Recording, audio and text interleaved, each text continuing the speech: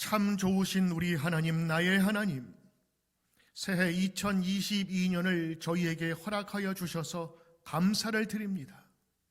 특별히 미주 웨슬레 부흥단이 주관하며 회원교회가 함께하는 특별 새벽 기도회를 열도록 하여 주시니 감사를 드립니다. 비록 코로나로 인하여 마음껏 예배 드릴 수 없지만 여러 교회가 한 마음 한 뜻으로 예배하게 하시니 감사를 드립니다. 아브라함이 발닿는 곳마다 제단을 쌓으며 야곱이 하나님을 예배 중에 만나고 축복받은 것처럼 2022년을 시작하며 특별한 새벽 기도회로 드리게 하셨으니 아브라함이 받은 복과 야곱이 체험한 하나님을 만나게 하옵소서. 코로나 중에서도 이렇게 현장에서 그리고 영상으로 함께 할 수 있어서 감사를 드립니다.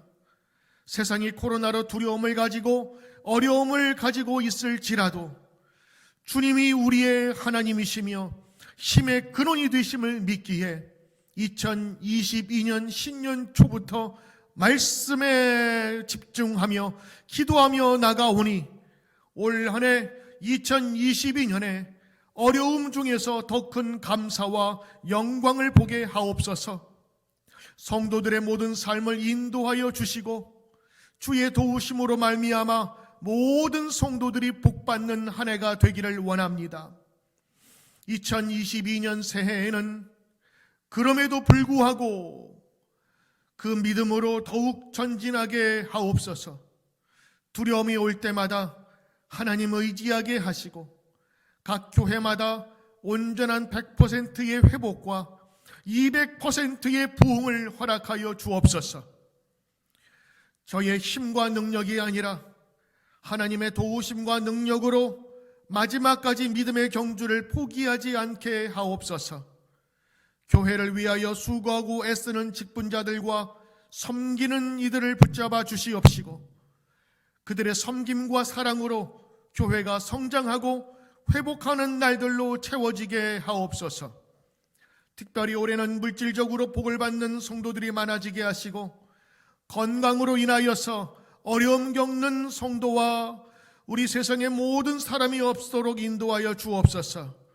특별히 영적으로도 회복되는 역사가 가득하게 하옵소서. 사업하는 성도들 가정과 일터에 복을 주시고 직장 생활하는 성도들 가정과 일터에도 하나님의 큰 은혜가 임하기를 원합니다. 자녀들에게도 복의 복을 더하시고 기도하는 부모가 있는 한 자녀들이 온전케 자랄 줄 믿고 기도하며 나아가게 하옵소서. 말씀 전하실 목사님에게 성령의 능력을 더하사 살아계신 하나님을 힘있게 전하며 듣는 저희들도 100배의 열매를 거둘 수 있는 귀한 마음밭을 허락하여 주옵소서. 모든 것 주님께 맡기오며 예수님의 이름으로 기도드리옵나이다. 아멘.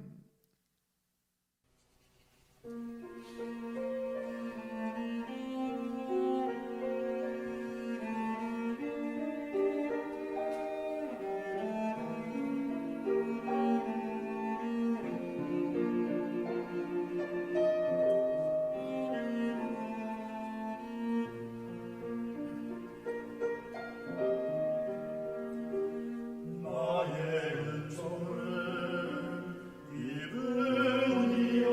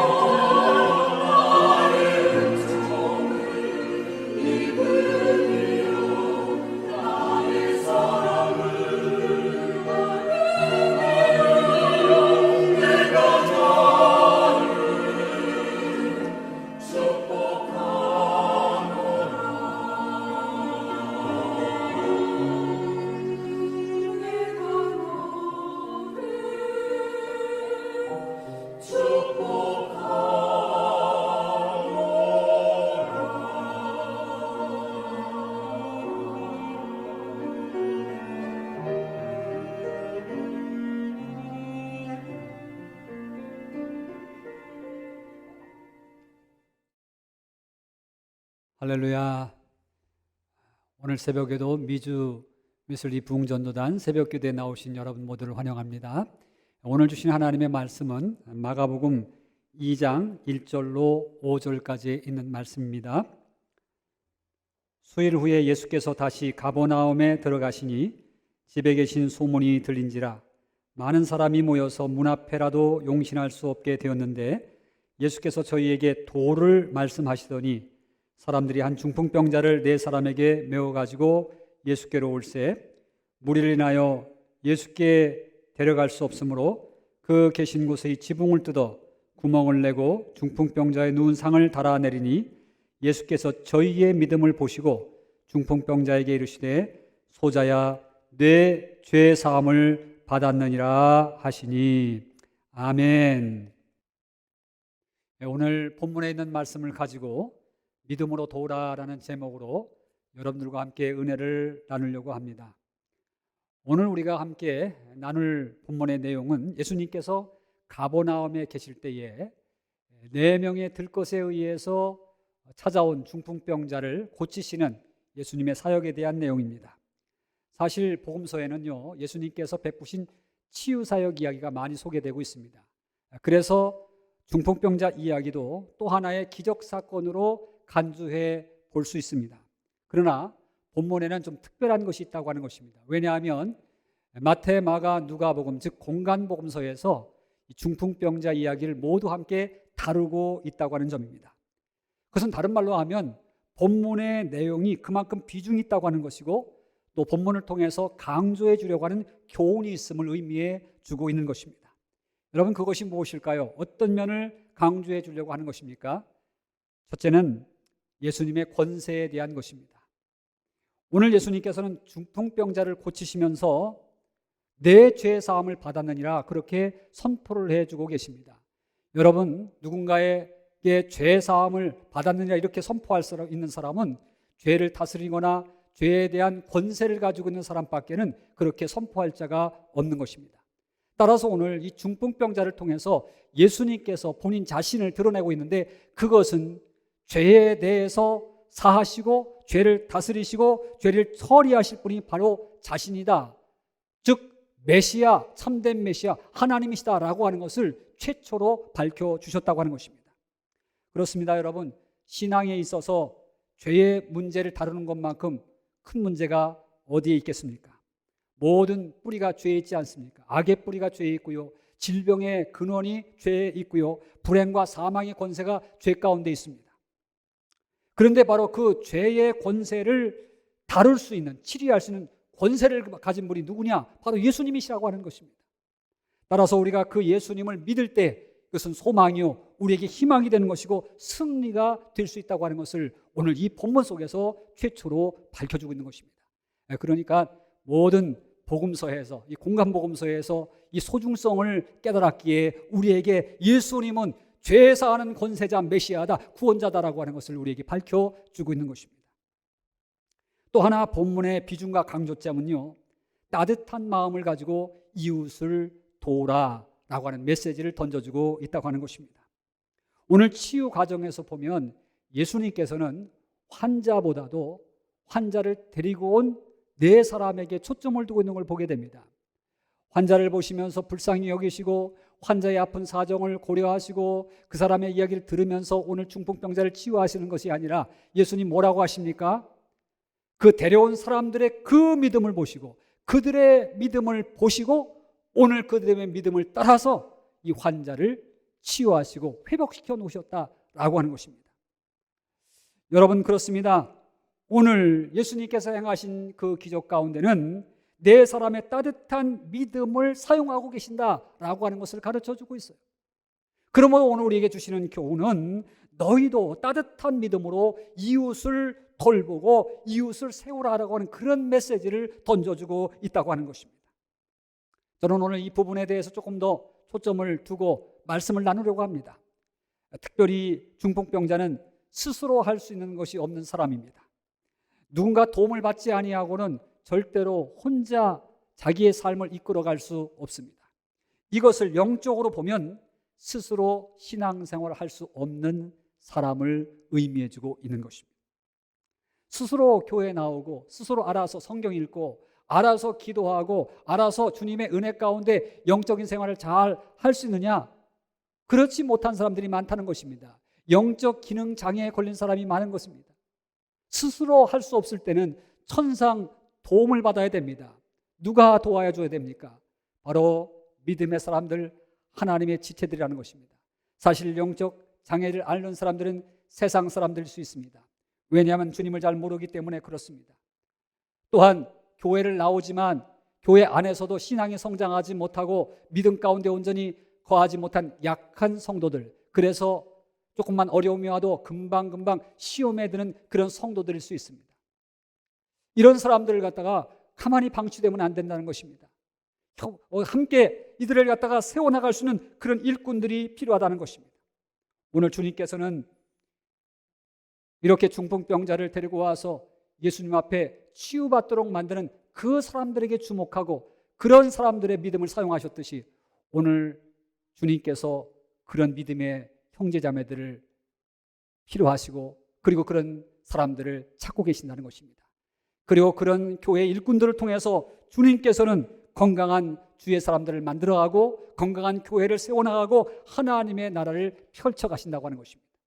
여러분, 우리가 오늘 중풍병자를 메고 온 내 사람처럼, 내 친구처럼 그런 믿음을 가지고 정말 주님께서 사용하시는 그런 믿음을 가지고 따뜻한 믿음을 가지고 아름답게 지체들을 세워가고 교회를 세워나가는데 쓰임받는 저와 여러분 되기를 먼저 주님의 이름으로 기원을 드립니다. 자, 그렇다면 오늘 예수님께서 그렇게 감동하시고 초점을 두고 사용했던 그 믿음의 일꾼들은 어떤 내용의 믿음을 가지고 있었을까요? 그들의 믿음의 내용이 무엇일까요? 오늘 제가 몇 가지로 요약할 수 있겠지만 새벽 기도인지라 한 가지만 여러분들에게 말씀을 드리려고 합니다. 그것은 다름 아닌 협동하여 데려온 믿음이다. 그렇게 정의를 할 수 있습니다. 오늘 본문을 보면 정황상 이들은 각자의 믿음이 있었습니다.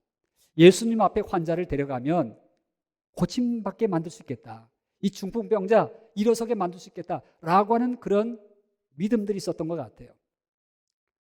그런데 그 혼자의 믿음을 가지고는 실질적으로 중풍병자를 도울 수 없었습니다. 혼자 지고 갈 수도 없고요.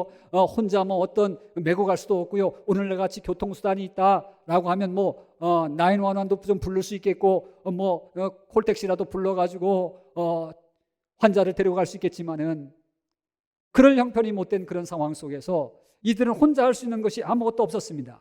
그때 이들은 믿음 있는 내 친구들이 서로 힘을 합치기 시작했습니다. 서로 의논하면서 우리가 이 중풍병자를 예수 앞으로 한번 데려가 보자. 그러면서 협력하기 시작했습니다. 그리고 들 것을 준비하여서 예수님 앞으로 이 환자를 실어 나릅니다. 여기서 들 것이라고 하는 것은 아주 중요한 의미를 지닙니다. 여러분이 들 것은 네 사람이 각자 하나씩 손잡이를 붙잡아야 됩니다. 그런데 손잡이를 붙들고 운반을 할 때에 균형을 잘 맞추지 않으면 환자를 제대로 실어갈 수가 없습니다. 한 사람이 보폭이 커가지고 크게 발자국을 떼게 되면 뒤에 따라오는 사람들이 힘듭니다. 또 힘이 센 사람은 번쩍번쩍 들지만 힘이 없는 사람은 약해서 잘 들이지 못한 균형이 또 깨집니다.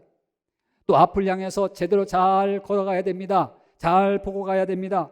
키가 큰 사람 좀 낮춰줘야 되고 키가 작은 사람 좀 올려줘야 됩니다. 여러 가지 균형을 맞추면서 조절하는 그 일들이 필요한 것입니다. 더욱이 무엇보다도 생각을 잘 조절하면서 낮춰줘야 됩니다. 자기 의견을 잘 맞춰줄 수 있는 그러한 마음의 자세가 중요하다고 하는 것입니다. 어떤 사람은 이 길로 가면 더 빠를 것 같으니까 내가 이 길로 가자고 주장하는 사람도 있습니다.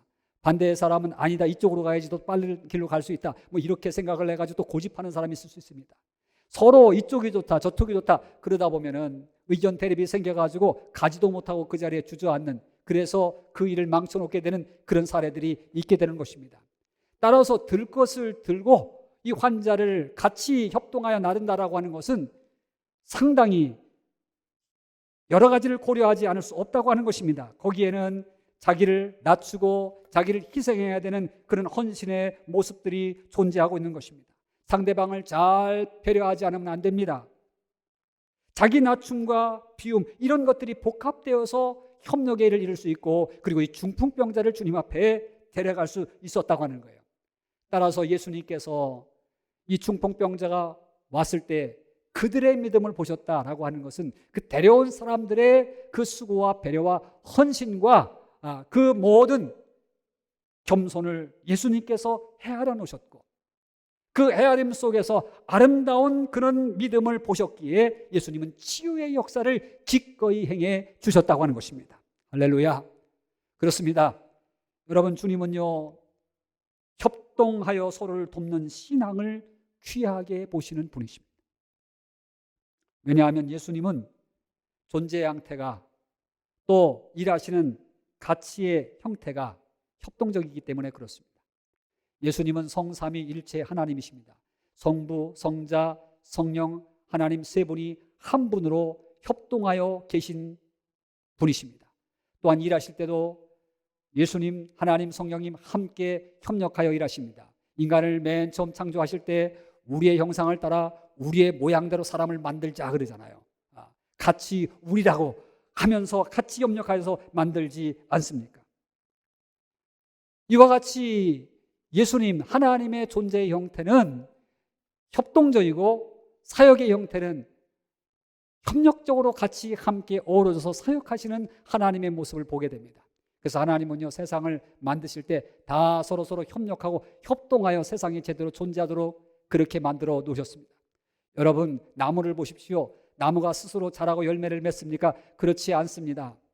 나무는 흙을 필요로 합니다. 흙에 심겨져야, 땅에 심겨져야 거기서 영양분을 받고 자라고 열매를 맺게 됩니다.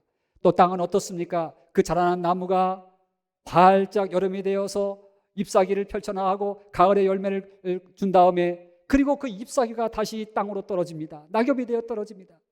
그러면 그 낙엽을 담고 땅은 더욱더 기름진 땅으로 변해가는 것입니다. 영양을 보충해 가는 것입니다. 나무와 땅은 서로 협력 관계에 있는 것입니다. 여러분, 고기는 바다를 필요로 합니다. 바다에서 호흡하게 되고 바다에서 영양분을 흡수하게 됩니다. 바다는 어떻습니까? 또한 고기가 내뱉는 배설물들, 이 모든 것들을 가지고 플랑크톤과 함께 바다를 더 싱싱하게 만들어가는 것입니다. 물이라고 하는 것은 H2O, 즉 수소와 산소가 결합되어서 물이라고 하는 그러한 물질을 만들어냅니다. 결합을 통해서, 협력을 통해서 이렇게 물이 생성이 되는 것입니다. 생명체는요, 계속해서 역사를 만들어가기 위해서는 암컷과 수컷의 결합을 필요로 합니다. 남녀의 결합이 있어야 그 다음에 생명체가 나오고, 그 다음에 그 생명체를 통해서 또 역사를 이어가게 되는 것입니다. 협력하고 협동해야지 생명체도 나타나는 것입니다. 이 땅에 존재하는 생산품들을 보십시오. 그냥 생산품들이 툭 튀어나옵니까? 그렇지 않습니다. 여러 가지 재료들이 협력을 합니다. 여기 지금 마이크가 있는데 이 마이크가 하나의 재료로 되어 있습니까? 그렇지 않습니다. 여러 재료들이 복합이 되어 있습니다. 또 사람의 손길이 있습니다. 불로 굽습니다. 여러 가지 이 주물들이 함께 이용이 되고 있습니다. 그래서 이 마이크라고 하는 것이 하나 탄생을 합니다. 모든 사물들은 다 이와 같이 협동의 원리를 가지고 있습니다. 그리고 협동할 때 엄청난 결과를 낳게 되고, 그리고 기적과 같은 일들을 만들어내는 그런 사건들을 보게 되는 것입니다. 제가 언젠가 아프리카 선교를 다녀온 선교사님과 대화를 한 적이 있습니다. 선교사님이 아프리카에서 있었던 일 가운데 참 기억나는 일 한 가지를 말씀해 주셨는데, 아프리카 사막을 지나다가 참 특이한 것들을 보았다고 합니다. 다름 아닌 땅에서 솟은 흙탑이었다는 거예요. 흙으로 만든 뾰족한 탑이 여기저기 사막 한가운데 서 있더랍니다. 너무 신기해가지고 현지인한테 물었대요. 저게 도대체 왜 저렇게 서 있냐고, 저게 뭐냐고, 너무나 신기하다고. 그랬더니 현지인이 그것은 다름 아닌 흰개미가 만든 집이라고 그렇게 대답을 하더랍니다. 깜짝 놀랐대요.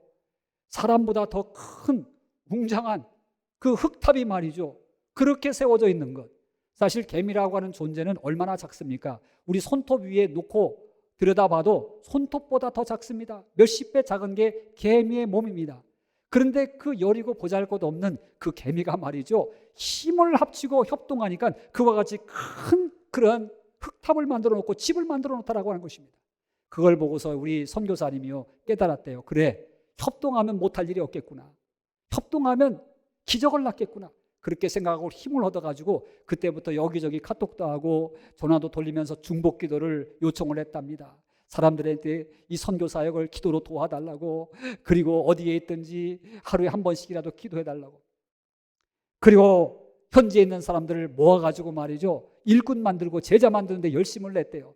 당신 곁에 여러 사람들을 갖다가 이렇게 세워서 일할 수 있는 사람들을 세워서 함께 사역을 하도록 그렇게 만들었답니다. 그렇게 1년, 2년, 3년 딱 지났는데 참 놀라운 변화가 일어났다는 것입니다. 그렇게 마음이 다쳐서 교회 나오지 아니하고 복음을 받아들이지 않는 사람들이 복음을 받아들이게 되고요, 하나님을 찬양하게 되고, 그리고 그 사람들이 또 전도하게 되고, 그러면서 그 선교 현장이 정말로 예수의 계절을 만나게 되고 푸른 초원같이 그렇게 변화가는 현장을 경험했노라고 간증을 해주었습니다. 그렇습니다, 여러분. 이렇게 협력하고 협동할 때에 하나님께서 놀랍게 역사하십니다. 그 공동체, 그런 사람들을 통해서 하나님은 일하시고 거기에 은혜의 물결을 갖다가 파도치도록 만드는 것입니다. 사실 예수님께서도 이 땅에 오셔서 그 능력을 가지고 계셨지만, 하늘의 능력을 가지고 계셨지만 제자들을 모으지 않으셨습니까? 12명의 제자를 모아서 함께 협력하도록 만들어 놓으셨습니다. 전도하실 때도 제자들을 파송하실 때 혼자 나가서 전도하라 하지 아니하시고 2명씩 3명씩 짝을 지어서 보내셨습니다. 그리고 가서 제자 삼으라고 말씀하셨습니다. 제자 삼으라는 것은 곁에 따라올 사람들을 만들라는 것입니다. 협력할 사람들을 만들라고 그렇게 명령하신 것입니다. 예수님께서 하늘로 승천하시면서 제자들에게 무엇을 부탁했습니까? 예루살렘에 거하고 성령을 기다리라고 말씀하셨습니다. 이 말씀을 마음에 간직한 제자들이 마가다락방에 모여서 성령을 기다립니다. 함께 모여서 기도하며 기다립니다. 그럴 때 함께 모인 그 자리에 성령이 강력하게 임재하셨습니다. 그리고 성령의 권능이 그들에게 동시에 임함으로 말미암아 그들이 능력을 받아서 사명을 감당하고, 그때부터 예루살렘부터 온 유대와 사마리아 땅끝까지 사역을 감당하는 역사를 이루어 놓았다고 하는 것입니다. 여러분, 이와 같이 협동하는 신앙은 하나님께서 함께하는 은혜의 통로가 되는 것이고, 그런 사람들을 통해서 하나님께서 놀라운 기적을 행하신다고 하는 것입니다. 협동하는 신앙 자세는 얼마나 중요한지 모릅니다. 요즘 팬데믹으로 인해서 성도들이 많이 약화됐습니다. 기도하는 것도 약화됐고 예배 드리는 것도 참 많이 흔들리고 있는 현실을 보게 됩니다. 조금 힘든 일이 있으면 위험하다가 안 하려고 하고요, 그리고 어려운 일이 있으면 남들에게 미루는 경향들도 있습니다. 예배 한 주 나오는 것도 점점 힘들어하는 성도들이 많아요. 그리고 언젠가부터 이 비대면에 익숙해지면서부터 그저 핑계거리가 됩니다. 그리고 우리의 예배가 꼭 몸이 가도 되느냐 회의가 생기면서 말이죠, 적당히 자꾸만 안주하려고 하는 그런 방향으로 갈 때가 있어요. 그러나 여러분, 어떻게 하든지 우리는요 서로 힘을 합쳐야 됩니다. 어려울 때일수록 힘을 합쳐야 우리가 하나님의 능력을 더 경험할 수 있고 서로 힘을 줄 수도 있습니다. 히브리서 10장 24절로 25절에 있는 말씀에 가서 보면, 서로 돌아보아 사랑과 선행을 격려하며 모이기를 패하는 어떤 사람의 습관과 같이 하지 말고 오직 권하여 그날이 가까움을 볼수록 더욱 그리하자라고 권면해 주고 있습니다. 그날이 가까이 올수록, 어려운 날이 가까이 올수록, 종말이 가까이 올수록, 팬데믹의 날일수록 서로 돌아보며 사랑과 선행을 격려할 수 있는 하나님의 일꾼이 되자고 외치고 있는 것입니다. 하나님은요 공동체 가운데 역사하시고 서로의 짐을 지려고 하는 그 사람을 통해서 축복하시고 하나님의 은혜를 흘려보내시기 때문에 그렇습니다. 오늘 금년 안에 어렵고 힘들지만 사랑하는 성도 여러분, 이렇게 새벽 기도에서 말씀을 듣고 그리고 미래를 열어가려고 하는 교회의 모든 지체들 되신 여러분들께서 오늘 서로 잘 협력하고 그리고 힘을 합쳐서 함께 기도하고 함께 예배하면서 어려운 시대에 멋진 미래를 만들어 가시길 주의 이름으로 축복합니다. 서로 가정에 있는 식구들이 신앙을 합치고 교회의 지체들이 서로 신앙을 하나로 묶어서 힘있게 미래를 열어갈 때 하나님께서는 우리 모두에게 하나님의 큰 은혜를 허락해 줄 줄로 믿습니다. 금년 한 해 협동하는 믿음을 가지고 건강한 가정, 건강한 교회, 힘 있는 하나님의 사역자들이 다 되시기를 주의 이름으로 축복합니다. 함께 기도하시겠습니다. 하늘에 계신 우리 아버지여, 이름이 거룩히 여김을 받으시오며 나라의 마옵시며 뜻이 하늘에서 이루어진 것 같이 땅에서도 이루어지이다. 오늘날 우리에게 일용할 양식을 주옵시고 우리가 우리에게 죄 지은 자를 사하여 준 것 같이 우리 죄를 사하여 주옵시고 우리를 시험에 들게 하지 마옵시고 다만 악에서 구하옵소서. 나라와 권세와 영광이 아버지께 영원히 있사옵나이다. 아멘.